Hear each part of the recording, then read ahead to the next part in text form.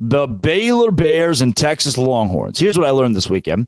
Texas is good at football. They keep showing that there's not going to be a point where Texas slips up the way that we expect. At least not this early. They are now 4-0 this season, a 38-6 win at McLean Stadium against Baylor, and did not allow a touchdown to the Bears.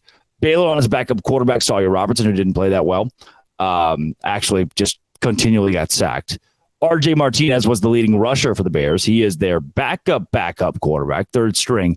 3 carries, 22 yards, all in garbage time in the fourth quarter. Baylor throws for 305 yards. I'd say majority.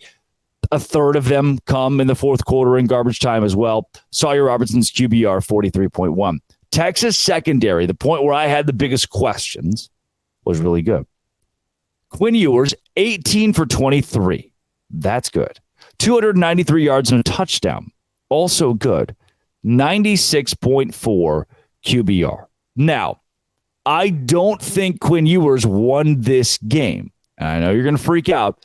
He didn't have to make any extravagant throws. He didn't have to do anything outside of what he's supposed to do.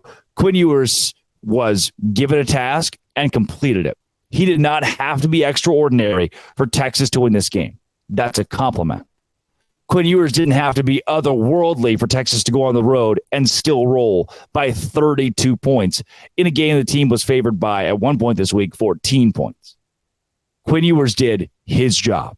This is a level-headed, I was in the house, impressive Quinn Ewers.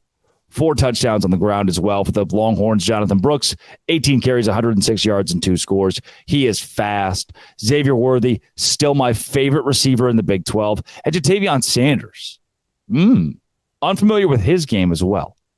Really good. A.D. Mitchell, great. Xavier Worthy, I know his stats didn't pop. 3 for 31, 3 receptions for 31 yards and a touchdown. But the punt return to everything that he was able to do, just I watch him and I think, next level.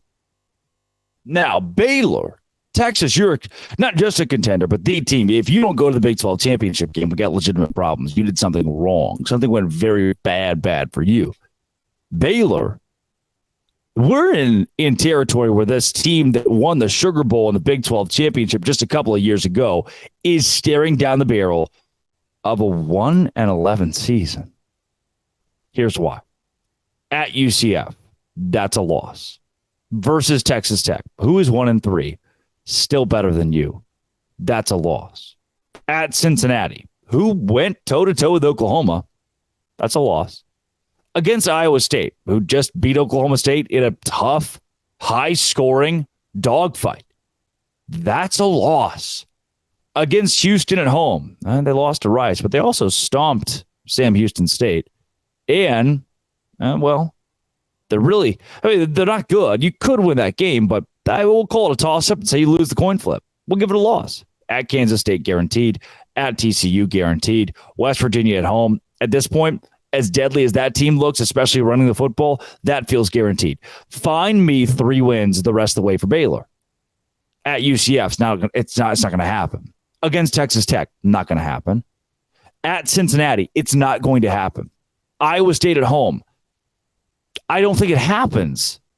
You know, they lost to Ohio. Maybe you have a shot. You're going to have to upset multiple people to be bowl eligible at this point because Baylor has some automatic losses coming up already. You're 1-3. You're going to lose Kansas State on the road at TCU. That is now 1-5 that we've built. Find me 5 wins out of UCF on the road, Texas Tech at home, Cincinnati on the road, Iowa State, Houston, and West Virginia. We are in not just bad territory for Baylor and Dave Aranda, but territory of saying, what is Dave Aranda's future with this program? And is there one? I don't know. As somebody who went there recently, was at the game, one of the most, great crowd, unbelievable crowd, bad football team. One of the most embarrassing games that Baylor's played in the last decade or so. Less fight than a 2017 team that went 1-11, but at least competed against top 5 Oklahoma. This is a team that gave up. Wave the white flag. We can't play with these guys. We're good. We're going to go home. And I know, like, if you're a coach, right? If a coach stumbled upon this podcast and was like, I'm going to listen to it and just see what they say. And you think, that guy's wrong. That's not right. There's no way that's right. Look in the mirror, man. Like, take an objective, like 30,000 foot view on this kind of stuff. At some point, you got to look and say, oh, yeah, we are 1-3 and things are kind of bad. Yikes. I don't know what you do if you're Baylor. I don't know what Dave Aranda's future is, but the wheels have fallen completely off. This was non-competitive. For the rest of the Big 12, congrats. You found your punching bag. It's the Baylor Bears. This is Locked On Big 12, part of the Locked On Podcast Network. Thanks for making it your first listen every single day. Come back tomorrow. Thanks for listening to the Emergency Podcast. This has been, and always will be, Locked On. Thanks for making it your first listen every single day. Doce Grande.